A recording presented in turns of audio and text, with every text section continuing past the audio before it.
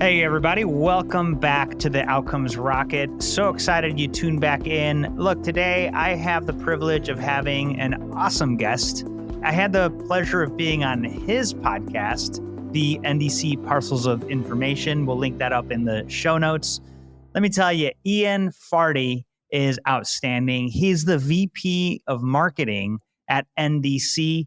He's been there since 2016. After over 12 years with the Health Industry Distributors Association, HIDA, where he served as Executive Vice President. He leads the marketing team at NDC, and he oversees strategic marketing partnerships with NDC manufacturers, in addition to really doing the work with the annual meetings. He's just an incredible person, the host of their podcast, and I'm excited to have him here with us. So, Ian, thanks for joining.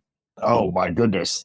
I'll sit and listen to you read my intro any day. I sound way more important than I am, but thank you. I appreciate the invite.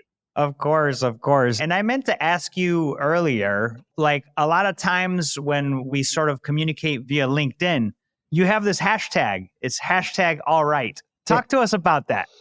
Well, that was an accident, but yes, hashtag all right. So we decided that we were going to promote, we came back to Nashville with our annual meeting, and we were promoting Nashville and what to see and what to do and all of that type of thing.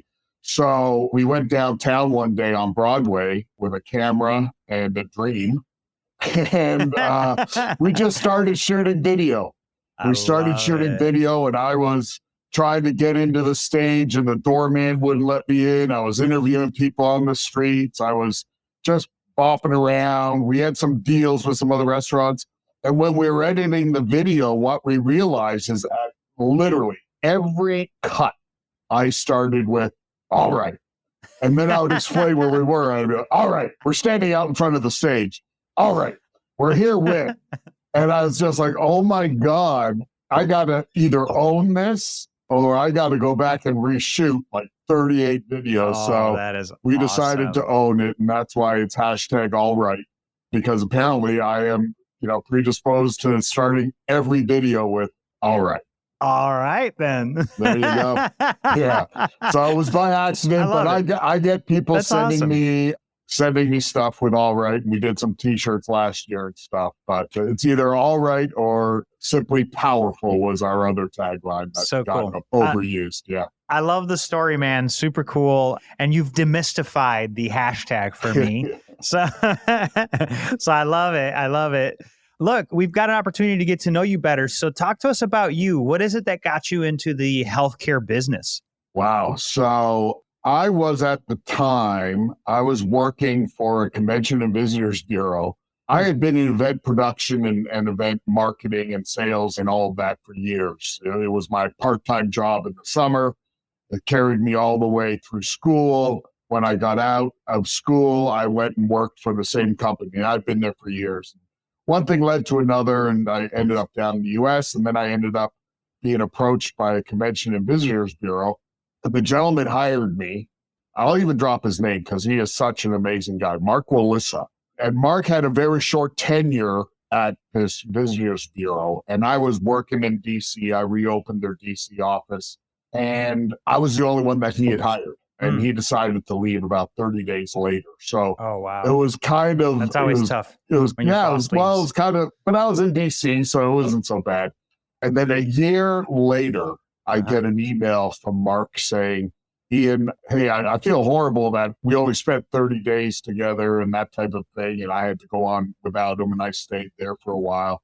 And about a year later, I get this email. He goes, I just saw this job posted, and every line I read says your name.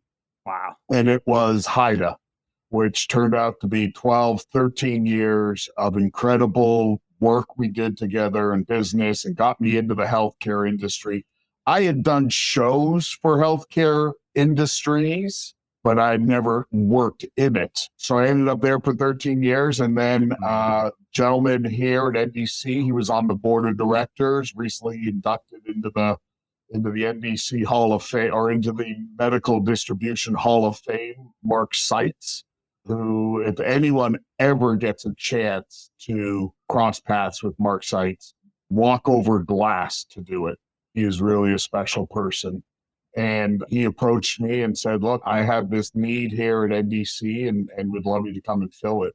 And I've been here 8 years. Mark has since retired and I got lucky again. And our new president and CEO is a gentleman by the name of Jack Stevens, who is as awesome and just a great leader that's taking NDC in a much bigger, bolder direction. So it's incredibly exciting here right now.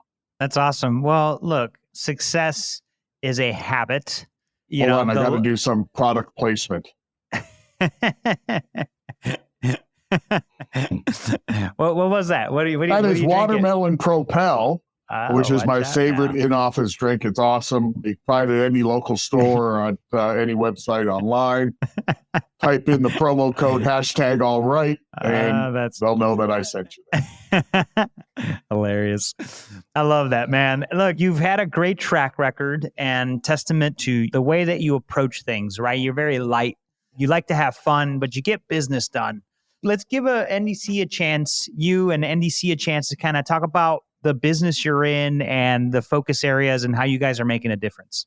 Yeah, absolutely. Well, thank you for saying that. Look, we all work extremely hard every day, and probably we've been working harder since the pandemic. If you don't enjoy what you do, and if you don't have a great team around you, I truly believe that's what kind of fights off burnout. You know, great teams, great time, and doesn't matter how high the mountain is to climb. But NDC, so we spend our days delivering efficiency to healthcare. We're actually growing out of that. A lot of people would consider us a master distributor of medical products. Yep. So we represent about 500 manufacturers. We have well over 100,000, 200,000 SKUs. We service any point of care in North America, and we can get the product there in any quantity within 2 days. That's huge. So what we do, NDC back in 1953 started out as a co-op to access products and pricing that wouldn't be available to independent medical distributors. Since then, we've now entered our third private equity event, and we service about 1,500 medical distributors throughout North America, Guam, Puerto Rico, and we buy in very large quantities, and we break it down through pallet architecture, and we deliver it on time, proper quantities to our distributors, who then take it to the end users. In addition to that, we've become sort of some of our problem-solving techniques and proven solutions have alleviated burdens and problems that manufacturers and distributors have up the channel. Mm-hmm. So we've really begun to mold ourselves as a solutions provider for medical manufacturer distribution and independent distribution. That's fascinating. Well, the scale is impressive. You guys are touching so many geographies, and like the 2-day thing is clear. That's awesome. Yeah. Like that's fast. That's efficient. Before we hit record, we were chatting about marketing, and you don't get to that size without great service, obviously, great processes, great systems, but also great marketing. I'm really fascinated by your background in event marketing. Give us some of your thoughts around maybe some of the biggest opportunities in event marketing, and then maybe some of the biggest misses that people usually don't do.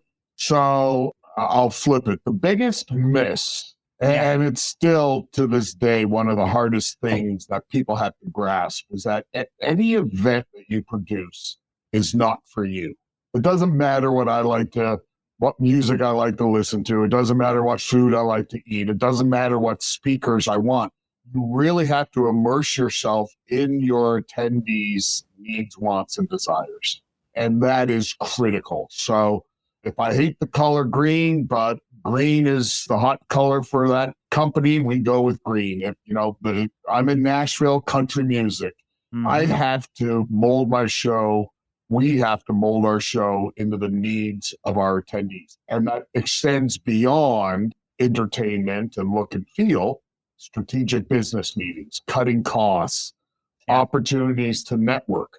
Don't go to a morning breakfast or a closing night party without an objective. I did not get to see Saul at this event. I didn't get a meeting with him. I'm going to find him at this function tonight, and we're going to talk.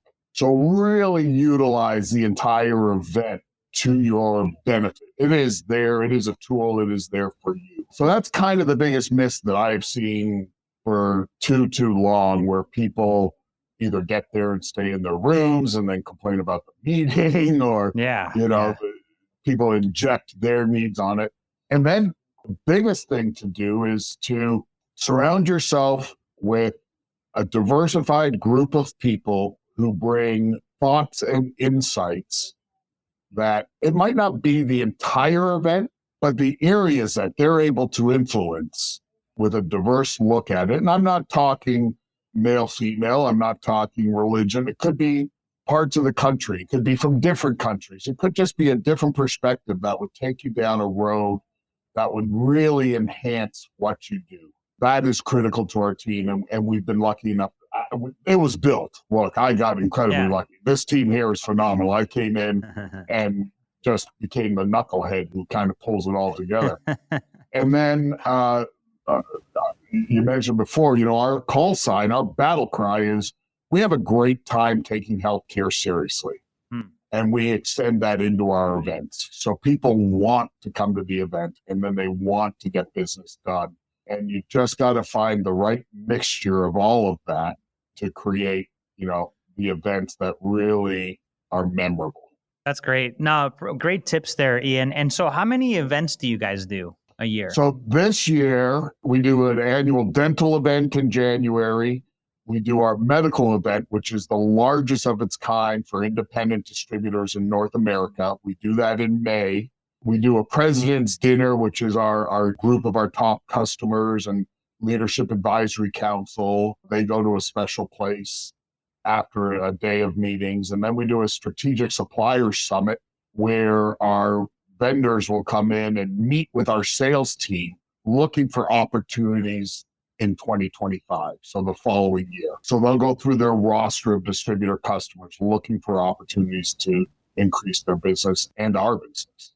Super cool. So it's these kind of built-in events. You do 4 of them a year. And there's something that you mentioned at the beginning. We were talking about AI and meetings. Mm-hmm.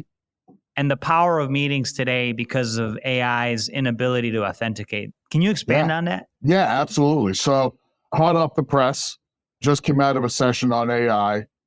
And what this gentleman was talking about was how the validation of AI or the authentication of AI is causing a ripple effect in the events industry. So what's happening is people are reading and seeing.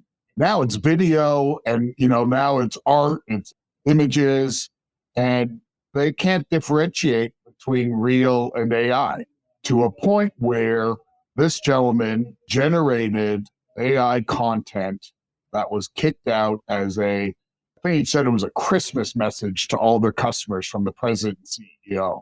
And they were so worried that they actually put at the end of it, they turned it into a win. They put at the end of it, and if you thought this was generated using our AI platform, yes, you're absolutely right, it was. We didn't want to try to fool anyone. But that's what it kind of took for them to authenticate that this wasn't really coming from the president CEO. And how would people feel about getting a penned letter, which we probably have all gotten in our lives, but a penned letter, generated from AI. So what's happening is now live events are seeing this little tick in attendance across multiple industries where people are appreciating and people are requiring more face-to-face authentication, more face-to-face business discussions, more face-to-face product demonstrations, and those types of things. So it's really interesting to see that being a unrealized consequence of this incredible AI bubble that's inflating throughout the world. Yeah, it's really interesting, and you've got to embrace it, right? It provides efficiencies, but the cost is definitely the authenticity piece and is what I'm getting real. There's no doubt when I meet you at a conference, you're real. Yeah. So we crave that. Big time. And also, I think we were also talking about the other side of it, where I think he said there was 52 pieces of legislation on the dockets right now to try to wrap your heads around AI. So, and my comment was, you know what? It reminds me of drones. So if you remember when drones first came out, they were flying, there was no regulation, flying where you want them. And now you need a license, there's protected airspace, there's privacy, there's, your private space extends up to a certain height above your house. All these things kind of came in because of the wild, wild west of drone flying. And now we're in the wild, wild west of AI, where, you could pretty much come up or develop anything. So there's quite a bit of legislation on the dockets to try to bring some sort of, rules and regulations to what you can and can't do. Imagine a doctor typing in how to do an appendectomy on AI. Do you want that? I don't know if I want that, but. Let me get the steps here. Okay, cool. Exactly. Let's start. And on the AI front, last question here on this, and then, man, time flies when you're having fun. How do you think AI is going to help the distribution business? Like, what's the biggest asset to the distribution business? So we're diving deep into it, and so AI is really two things. This was part of what I spoke on stage at HIDA about. There's content generation.